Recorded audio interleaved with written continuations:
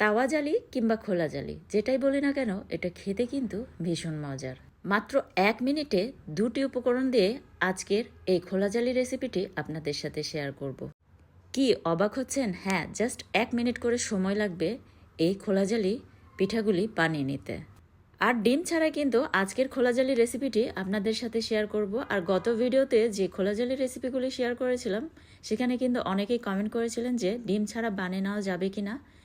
তো তাদের জন্য আজকের রেসিপি। অনেকেরই প্রবলেম থাকে যে এই পিঠাটি নাকি বানিয়ে নিলে জালিযুক্ত এবং ছিদ্রযুক্ত হয় না। তো আমার এই রেসিপি ফলো করলে অবশ্যই আপনারাও একদম পারফেক্ট এই জালিযুক্ত খোলা জালি রেসিপিটি বানিয়ে নিতে পারবেন। আর গত ভিডিওতে কিন্তু আমি খোলা জালির এই রেসিপিগুলি বিভিন্নভাবে শেয়ার করেছি, আর আপনারা কিন্তু অনেক বেশি পছন্দ করেছিলেন। চাইলে সেগুলিও ট্রাই করতে পারেন। তো রেসিপি ভালো লাগলে চ্যানেলটি সাবস্ক্রাইব করে সাথে থাকবেন, আর ভিডিওতে একটি লাইক দিতে ভুলবেন না। আর অবশ্যই পরিবার পরিজনদের মাঝে ভিডিওটি বেশি বেশি শেয়ার করে দেবেন। ভিউয়ার্স, আমি কিন্তু অফ ক্যামেরায় আগের দিন রাতে এই কাজটি করে রেখেছি। এখানে 1 কাপ আতপ চাউল আর হাফ কাপ মসুর ডাল আমি খুব ভালোভাবে ওয়াশ করে নিয়ে এটাকে ভিজিয়ে রেখেছিলাম আগের দিন রাতে। আর পরের দিন কিন্তু আমি রেসিপিটি বানিয়ে নিচ্ছি। আতপ চাউলের পরিবর্তে আপনারা কিন্তু এখানে ভাতের চাউলটাও ইউজ করতে পারেন। আর হাতে যদি সময় না থাকে সেক্ষেত্রে আপনারা আধা ঘন্টা অবশ্যই এটাকে ভিজিয়ে রাখবেন। তো চাউল আর ডালের মিশ্রণটাকে আমি ব্লেন্ডারে জাগে নিয়ে নিলাম। আর এই কাজটি কিন্তু আপনারা পাটায় পিষেও করে নিতে পারেন। 1 টুকরো আদা, কয়েক কোষ রসুন, একটি পেঁয়াজ কেটে অ্যাড করে দিয়েছি, কিছু পরিমাণ ধনিয়া পাতা অ্যাড করে দিলাম, আর 1 কাপের মতো পানি দিয়েছি। এখন এটাকে সুন্দরভাবে ব্লেন্ড করে নেব। আর কাঁচামরিচের পরিমাণটা আপনারা বাড়িয়ে বা কমিয়ে অ্যাড করে নিতে পারেন। তো আমি ব্লেন্ড করার সময় কিন্তু 1 কাপের মতো পানি দিয়ে ব্লেন্ড করেছি। তারপর সুন্দরভাবে যখন ব্লেন্ড হয়ে গিয়েছে তখন আর 1 কাপ পানি কিন্তু এর সাথে অ্যাড করে দিয়ে আবারও ব্লেন্ড করে নিয়েছি। আর একটুখানি কিন্তু লবণ দিয়েছি। লবণটা স্বাদ মতো আপনারা কিন্তু দিয়ে দিবেন।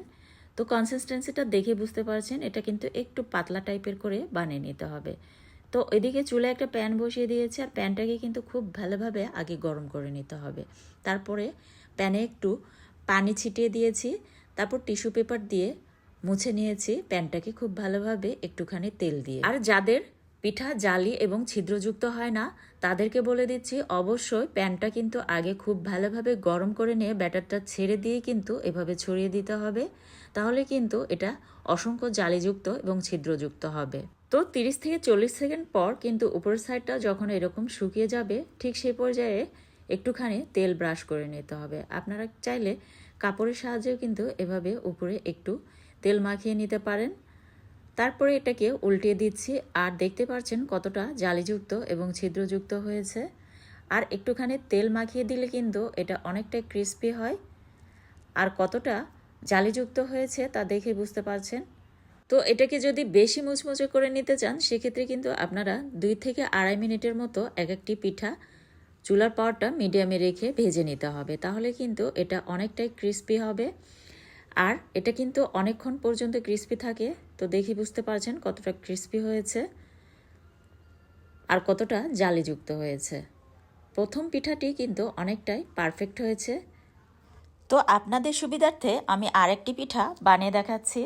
আর প্রত্যেকটি পিঠাই কিন্তু এরকম অসংখ্য জালিযুক্ত এবং ছিদ্রযুক্ত হবে। তাই ব্যাটার বানানোর সময় অবশ্যই খেয়াল রাখবেন ব্যাটারটি যেন একদম খুব বেশি ঘনও না হয় আবার খুব বেশি পাতলাও না হয়। গত ভিডিওতে যে খোলা জালি রেসিপিগুলি আমি শেয়ার করেছিলাম সেগুলি কিন্তু আপনারা অনেক বেশি পছন্দ করেছিলেন। তাই খোলা জালি রেসিপিগুলি আমি বিভিন্নভাবে বানিয়ে দেখানোর চেষ্টা করছি।